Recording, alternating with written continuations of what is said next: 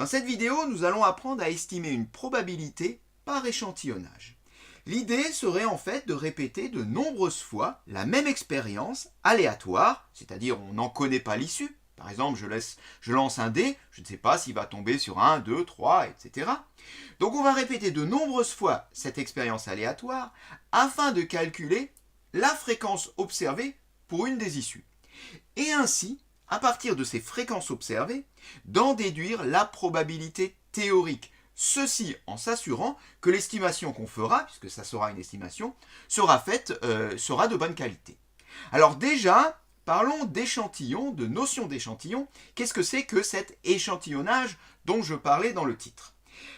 Pour mieux le comprendre, 3 exemples. Un premier exemple, où on imagine une entreprise qui produit des petits circuits, des petites cartes à puce, ces petites cartes qu'on peut trouver dans ton téléphone, dans un ordinateur, dans n'importe quel produit électronique. Et on va prélever, parmi le grand nombre de cartes à puce qui sont produites chaque semaine, on va en prélever 200 pour en étudier certains critères. Par exemple, si elles fonctionnent bien. Eh bien, on dira que ces 200 cartes à puce constituent un échantillon de taille 200 de la population de l'ensemble des cartes à puce. Et oui, la population peut désigner un ensemble d'objets, pas seulement des humains. Un deuxième exemple, on s'intéresse maintenant aux intentions de vote lors d'une élection. Donc, on ne va pas sonder tous les électeurs, sinon ça serait le vote lui-même, mais on va sonder seulement 1000 personnes en leur demandant à chacun leur intention de vote. Eh bien, l'ensemble de ces 1000 personnes constitue un échantillon de taille 1000 de la population totale des électeurs. Cette fois-ci, la population désigne bien des humains. Un troisième exemple, cette fois-ci plus tourné vers les probabilités, on lance une pièce de monnaie 50 fois de suite et on note les résultats obtenus. Eh bien, l'ensemble de ces 50 lancés constitue un échantillon de taille 50. Alors, de façon générale, on peut maintenant définir un échantillon de taille n. Eh bien, il est constitué des résultats de n répétitions d'expériences toutes indépendantes les unes des autres sur l'ensemble des personnes ou des objets, on l'a vu, sur lesquels porte l'étude statistique, la population. Un échantillon issu d'une population est donc l'ensemble de quelques éléments de cette population. On ne peut pas étudier toute la population, alors on va en extraire un échantillon et l'étude va porter sur cet échantillon. Alors notre échantillon, on va le réaliser virtuellement en simulant nos expériences aléatoires à l'aide d'un logiciel. Pourquoi cela ? Parce que tout simplement, qu'on le fasse virtuellement ou réellement, ça n'a pas d'importance. La démarche restera la même. Mais en utilisant un logiciel, c'est évidemment beaucoup plus pratique et cela permet de générer un échantillon de grande taille et surtout de façon très rapide. Alors, notre expérience aléatoire est la suivante. Elle consiste à lancer un dé à 6 faces et on va donc programmer à l'aide de Python cette expérience afin de générer des lancers de dés. Alors, pour cela, on va avoir besoin d'une fonction random qui va nous renvoyer un nombre entier compris entre 1 et 6. Il va donc falloir importer le module random. C'est ce qu'on commence par saisir. Et à partir de là, on va définir une fonction d qui va nous retourner un d, donc une valeur d'un d compris entre 1 et 6. C'est pour ça qu'on va écrire r égale randint 1, 6, randint qui nous renvoie donc un nombre entier compris entre 1 et 6. En sortie de cette fonction, return r, de cette façon-là, sera affiché, une fois qu'on aura exécuté le programme, la valeur du d. Alors, on l'exécute, ce programme, et on obtient donc l'affichage ci-contre. Cela signifie donc que le logiciel a simulé un lancer de dés, et on a obtenu ici un 6. On voit qu'on peut relancer à nouveau, tout simplement en rappelant de nouveau la fonction d. On obtient à nouveau un 6, on va le faire encore. Cette fois-ci, on obtient un 1, et une dernière fois, et on obtient un 5. Alors, on va rajouter une règle à notre jeu qui dit que si le résultat est un 1 ou un 6, on gagne. Dans le cas contraire, on perd. Et on va répéter n fois de suite cette expérience aléatoire à 2 issues, donc, qui sont gagner ou perdre. et qui va consister à chaque fois à relancer le dé. Du coup, on va être obligé de modifier, de compléter un peu notre programme Python afin de lui faire simuler n lancers de dés. On voudrait que le programme affiche le nombre de fois où l'on a gagné en lançant n lancers de dés. Alors pour cela, eh bien, on va avoir besoin d'une variable qu'on va appeler s et qui va compter à chaque fois qu'on lance un dé si le résultat est 1 ou 6. Et cette variable va, à la fin de ces n lancés, nous dire combien de fois on a obtenu un 1 ou un 6, c'est-à-dire combien de fois on a gagné. Alors au départ, quand on n'a pas encore commencé à jouer, évidemment, pour l'instant, on a obtenu 0 fois un 1 ou un 6. On n'a jamais gagné, donc on initialise notre variable à 0. Ensuite, eh bien, on va construire une boucle qui va nous permettre de lancer donc n fois notre dé. Donc, on le voit, for k in range n, afin donc de lancer ces n lancés. On garde le calcul de la valeur aléatoire, donc comprise entre 1 et 6. Ça, on en aura besoin à chaque tour de boucle. De cette façon-là, à chaque tour de boucle, R va changer de valeur. Et suit un petit test qui va nous permettre de savoir si on a obtenu un 1 ou un 6. Tout simplement, if R égale 1 ou R égale 6. De cette façon-là, eh bien, dès que R est égal à 1 ou 6, c'est là qu'on gagne, eh bien, on incrémente S de 1. Autrement dit, la valeur de S augmente de 1, et de cette façon-là, quand on aura fait tous nos tours de boucle, eh bien, le programme aura calculé le nombre de fois qu'on aura obtenu 1 ou 6. On va ainsi lui demander de nous retourner S en sortie, mais avant d'exécuter le programme, il y a une petite chose encore à modifier. Il va falloir maintenant attribuer une variable à la fonction d, qu'on n'avait pas besoin tout à l'heure. Et cette variable, bien évidemment, c'est n. De cette façon-là, on va pouvoir choisir au moment où on exécute le programme combien de fois on joue, combien de fois on lance notre dé. Voilà, le programme est maintenant complet. On peut le tester une nouvelle fois. On va donc exécuter le programme et on va commencer par lui demander de lancer 10 dés. Donc dés 10, on obtient 2. 2, ce qui signifie donc que sur 10 lancers de dés, on a gagné 2 fois. On a obtenu donc un 1 ou un 6 seulement 2 fois. On le lance à nouveau avec dés 10 de nouveau. Cette fois-ci, on a obtenu 3, 1 ou 6. On le lance une dernière fois, on va changer un petit peu, on va lancer maintenant 15 dés. Et là, on obtient 8, ce qui signifie que cette fois-ci, on a gagné 8 fois sur 15 lancés. Alors la question qu'on pourrait maintenant se poser, c'est que se passe-t-il lorsque n augmente, c'est-à-dire lorsque le nombre d'expériences, le nombre de jeux devient de plus en plus grand. Bien, pour cela, on va tout simplement tester notre programme. Mais alors, au lieu de le tester sur les effectifs, c'est-à-dire sur le nombre de gains, on va le tester sur les fréquences. C'est juste une question d'affichage. On va lui demander qu'il nous renvoie en sortie la fréquence des parties gagnées. Je vais donc simplement remplacer return s par s sur n, ce qui revient quasiment au même. Je divise simplement par le nombre de lancers total. Et on va rejouer en recommençant de nouveau. On va commencer par lancer 10 dés. On obtient 0,3. On augmente, on va passer à 100 lancers de dés maintenant. Donc dés 100, 0,34. Et puis on va aller maintenant carrément à 1000, on va lancer 1000 dés et on obtient 0,335. On constate que plus n devient grand, plus les fréquences observées semblent se rapprocher d'une valeur théorique. Valeur théorique proche de 0,33, a priori. Mais il y a quelque chose qu'on n'a pas dit. C'est que pour ce jeu, quelque part, on pourrait la calculer, la probabilité théorique. Parce que la probabilité de gagner, elle se calcule comment? On a dit que pour gagner, il faut avoir un 1 ou un 6. Autrement dit, on a 2 issues pour gagner. Sur combien? Sur 6 issues en tout. Finalement, la probabilité de gagner, elle est de 2 sixièmes. Je la note. P égale à 2 sixièmes. Mais 2 sixièmes, ça s'écrit également 1 tiers. Or, 1 tiers, une valeur approchée de 1 tiers, c'est bien connu, c'est 0,33. Donc, on remarque bien ici que finalement, la fréquence observée semble se rapprocher de 0,33. 0,33, valeur très proche de la probabilité théorique.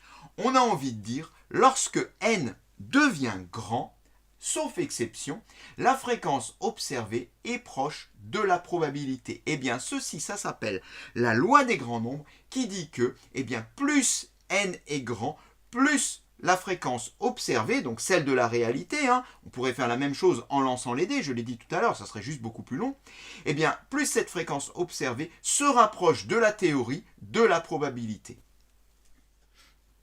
Mais alors, si la fréquence observée se rapproche de plus en plus de la valeur théorique, comme on vient de le voir, c'est très intéressant. Parce que, admettons qu'on se retrouve face à une expérience dont on ne sache pas calculer la probabilité.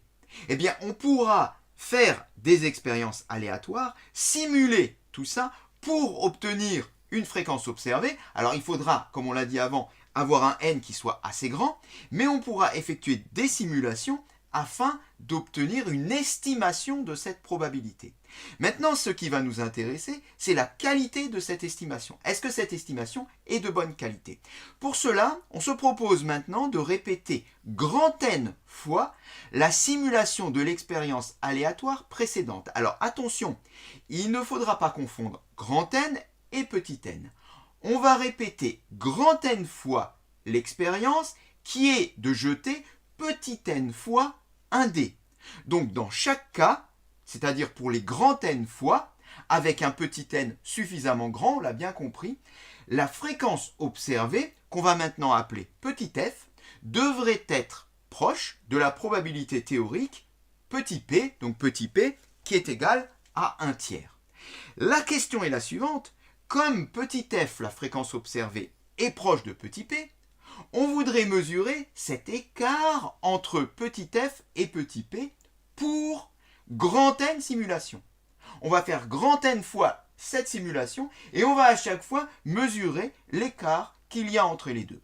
Et pour cela, on va calculer la proportion des cas pour lesquels l'écart entre petit f et petit p est inférieur ou égal à 1 sur racine de n. Ça fait beaucoup d'informations tout ça, et le mieux pour comprendre, c'est de partir d'un exemple. On va prendre petit n égale à 100 et grand N égale à 5.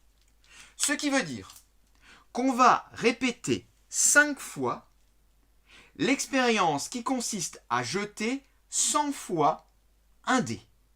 Donc on va commencer par jeter 100 fois un dé, puis on va de nouveau jeter 100 fois un dé, etc. Et on va faire ceci 5 fois. Alors, grand N égale à 5, c'est pas assez si on voulait vraiment faire une bonne estimation. Mais l'idée ici, je le répète, c'est juste de comprendre. On va déjà voir que c'est assez long en le faisant 5 fois. Donc commençons déjà par lancer une première fois 100 fois un dé et on va à nouveau compter la fréquence des gains, la fréquence de fois où on obtient un 1 ou un 6. On fait donc des 100 et on obtient 0,33. Premier tour, f égale à 0,33 et ce qui nous intéresse, c'est la différence entre la fréquence observée et la probabilité théorique, c'est-à-dire f moins p. Alors, cette différence f moins p serait donc de 0,33 moins 1/3. Alors, le truc, c'est que ici, 0,33 moins 1/3 serait un nombre négatif. Nous, on voudrait juste avoir la différence en valeur absolue, c'est-à-dire la différence sans le signe. Pour cela, on a une fonction qui s'appelle la fonction valeur absolue. On met donc des barres autour de f moins p, autour de 0,33 moins 1/3. Cela signifie juste que le signe du résultat sera forcément un nombre positif. Donc quand on fait 0,33 moins 1/3, on trouverait quelque chose du type 0,003333 avec un moins devant. Vu qu'on a mis valeur absolue, il n'y a plus de moins devant. Car ce que je voudrais savoir, c'est juste si cet écart entre f et p est plus grand ou plus petit que 1 sur racine carrée de n. C'est avec 1 sur racine carrée de n que je veux comparer cette différence. On peut calculer 1 sur racine carrée de n. Parce que n est connu. n fait 100, ça fait donc 1 sur racine carrée de 100. Mais racine carrée de 100, c'est 10. Autrement dit, c'est du 1 dixième. Et 1 dixième, ça fait 0,1 tout simplement. Ce qui veut dire que je vais vouloir comparer la différence entre f et p avec 0,1. Et ça, on l'a vu tout à l'heure, cette différence est bien inférieure à 0,1. On recommence et on passe à grand N égale à 2, deuxième tour, on va de nouveau lancer 100 dés et calculer la fréquence des gains. On y va, on lance et on trouve 0,38. Donc, cette fois-ci, la fréquence observée est de 0,38. Et je voudrais calculer, comme tout à l'heure, la différence entre f, la fréquence observée, et p. Quand on fait la différence entre 0,38 et 1 tiers, cette fois-ci, on trouve un nombre qui est supérieur à 0,1, qui, je le rappelle, est 1 sur racine carrée de n. On poursuit avec troisième tour, on lance à nouveau 100 dés, on trouve 0,34. Petit f, égale à 0,34. Et quand on fait 0,34 moins 1 tiers, on trouve une différence inférieure à 0,1. Quatrième lancé, et on trouve à nouveau 0,34. Alors là, ce n'est pas la peine de le refaire, on peut directement dire que la différence est à nouveau inférieure à 0,1. C'est le même résultat que pour le troisième. Dernière expérience, on lance une dernière fois 100 dés et on trouve une fréquence de 0,29. Petit f égale 0,29. Et quand on fait la différence de f et p, on trouve un nombre qui est supérieur à 0,1. Alors, je vous rappelle que ce qui nous intéressait, c'était de savoir quelle est la proportion des cas où la différence entre la fréquence et la probabilité théorique est inférieure à 1 sur racine carrée de n. Bien, il suffit de compter. 1, 2, 3. 3 sur combien? 3 sur 5. Bien, 3 sur 5, ça fait 60%. On peut donc dire que dans 60% des cas, la différence entre fréquence observée et proportion théorique est inférieure à 1 sur racine carrée de n, ici 0,1. Mais comme dit avant, grand N est trop petit. Pour travailler avec un n grand, on ne va pas le faire à la main, on l'a bien compris, on va à nouveau simuler les expériences à l'aide du programme que l'on va encore compléter. Et pour cela, on va rajouter une nouvelle fonction, une fonction estime, comme estimation, qui aura deux variables, bien évidemment, grand N et petit n. Et pour calculer donc la proportion de fois où on se trouve avec un écart inférieur à 1 sur racine carrée de n, on va être obligé d'intégrer un nouveau compteur qu'on va appeler C, et comme d'habitude pour un compteur, on commence par l'initialiser, donc C égale à 0. Ensuite, on va créer une nouvelle boucle. Une boucle qui va faire qu'à chaque fois, on va recommencer à lancer petit n d. Comme tout à l'heure, on avait lancé, donc on avait simulé 5 fois de suite le lancer de 100 dés. Alors pour cela, une boucle, for k in range grand N. Et ensuite, on voudrait obtenir la fréquence observée pour chacun de ces grands N, pour chacune de ces grands N expériences. Bien pour cela, ça va être assez simple parce qu'il suffit de faire appel à l'autre fonction qu'on a encore ici, la fonction d, qui elle justement nous renvoie la fréquence observée. On va donc appeler petit f la fréquence observée et on va écrire petit f égale d de petit n. Ensuite, il faudra faire un test. Est-ce que une fois que cette fréquence a été simulée, a été calculée, on se trouve bien avec un écart qui est inférieur, avec une amplitude qui est inférieure à 1 sur racine carrée de n. Pour cela, donc, on va mettre en place une instruction conditionnelle, if, la différence entre f et p, c'est-à-dire la différence entre f et 1 tiers, cette différence, on a dit qu'on la veut en valeur absolue, sans le signe, on ne s'intéresse pas au signe, c'est juste l'écart qu'il y a entre les deux, que l'une soit plus grande que l'autre, ça n'a pas d'importance. Valeur absolue, c'est la fonction abs, abs, de f moins 1 tiers, est inférieur ou égal à 1 sur racine carrée de n, 1 sur sqrt de n, la racine carrée. Du coup, on va avoir besoin au module maths pour apps et SQRT. On va donc, au début du programme, rajouter une ligne pour appeler le module maths au moment où on lance le programme. Que se passe-t-il si, effectivement, cette différence est inférieure à 1 sur racine de n? Eh bien, tout simplement, on compte. Donc, on va augmenter notre compteur de 1. C égale C plus 1. Ensuite, on sort de l'instruction conditionnelle, on sort de la boucle, et on va simplement demander au programme qui nous renvoie la fréquence, donc la proportion, qui sera donc égale à C, petit c, sur grand N, le nombre de fois où on a lancé 100 fois un dé. Voilà, notre programme est maintenant terminé. On peut encore une dernière fois le compiler et bien sûr l'exécuter. On va commencer donc par exécuter ce programme avec grand N égale 10 et petit n égale 10 000. Et on trouve un tout pile. Alors bien sûr, il s'agit d'une valeur approchée. On se doute bien que c'est certainement pas dans 100% des cas, mais on doit en tout cas être très proche. Donc on voit déjà que cette estimation semble être de qualité. On va lancer une nouvelle fois notre programme avec cette fois-ci grand N égale 50 et on va garder petit n égale 10 000. Et on trouve 0,96. Là encore, on voit que dans 96% des cas, on se retrouve avec une fréquence observée et une probabilité théorique qui sont très proches l'une de l'autre. Et on continue. Avec grand N égale à 100, on trouve 0,98. On refait. On trouve maintenant à nouveau 1. Et on refait une petite dernière fois, et on trouve 0,96.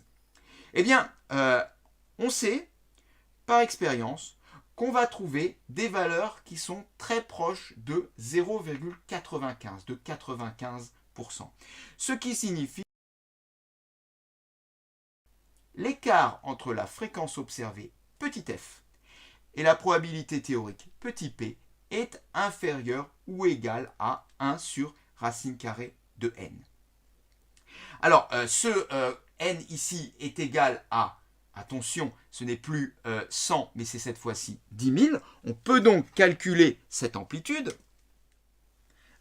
Donc 1 sur racine carrée de n, soit 1 sur racine carrée de 10 000. Racine carrée de 10 000, c'est égal à 100. C'est donc du 1 centième, soit 0,01. Eh bien, on voit que tous les résultats qui sont affichés là signifient que dans 95% des cas, l'écart entre la fréquence observée et la probabilité théorique est inférieur ou égal à 0,01. C'est quand même quelque chose de très précis. Et on peut enfin écrire le principe de l'estimation qui nous dit que pour n assez grand, f, la fréquence observée, donne une bonne estimation de P, notre probabilité théorique, dans 95% des cas. Cette séquence est terminée.